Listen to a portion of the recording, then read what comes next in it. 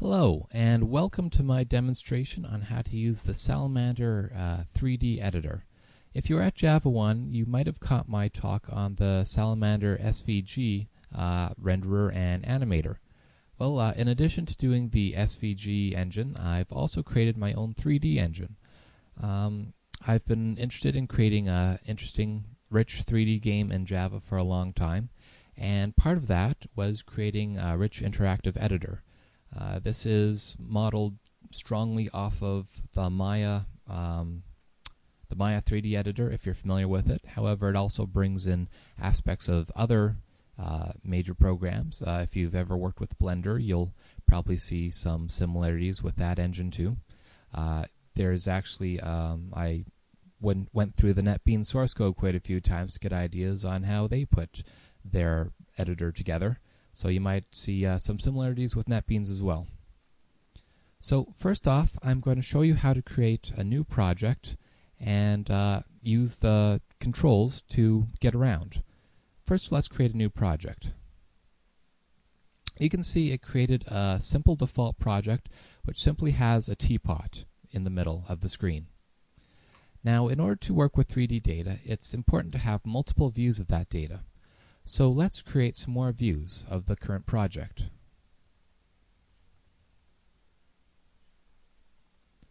I've just opened up two new windows, and you can see that both windows are viewing the same project file.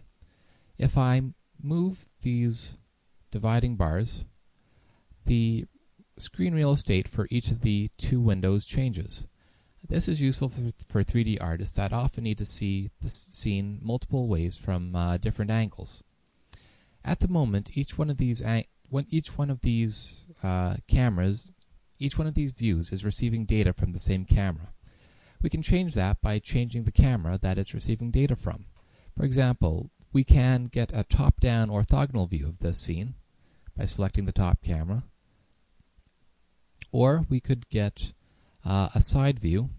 Let's get the right view, an orthogonal view of the scene by selecting the right camera.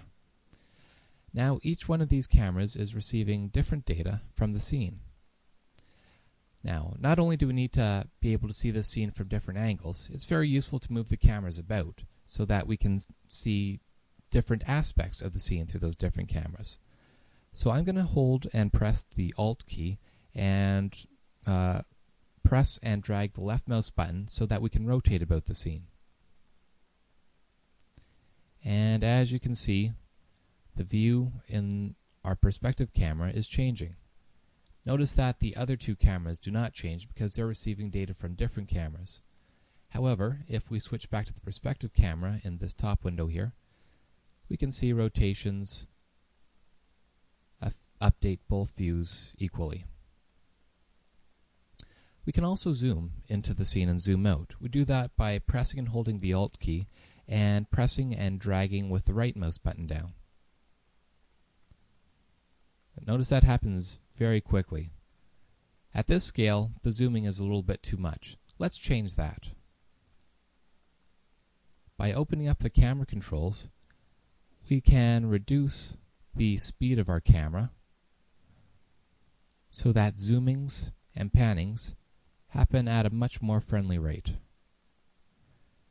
In addition to being able to rotate and zoom in and zoom out, it's useful to be able to move our view left and right. We do that by pressing and holding Alt and pressing and dragging with the middle mouse button.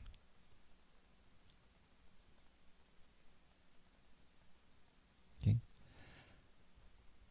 Now, there we go. Now notice that we've moved the teapot a little bit off to the side. Now if we try to rotate again, well, let's zoom out a little bit. Now if we try to rotate again, notice we're not rotating about that teapot anymore. That's because when we panned, we moved the invisible center of focus. When we initially started the scene, the teapot and the center of focus were at the middle of the screen. Well, when we decide to pan off to the side, it's no longer the middle of the screen anymore. There's now an invisible point right here, which is the center of the screen.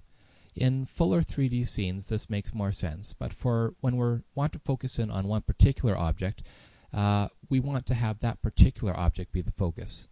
Well, we can do that by selecting the teapot, then pressing the letter F, which puts our focus squarely on the teapot, and which brings the teapot, resizes the view so that the teapot completely fills our view. Now when we press and drag to rotate, the teapot stays nicely centered. And that is the demonstration on how to move about in the Salamander 3D scene.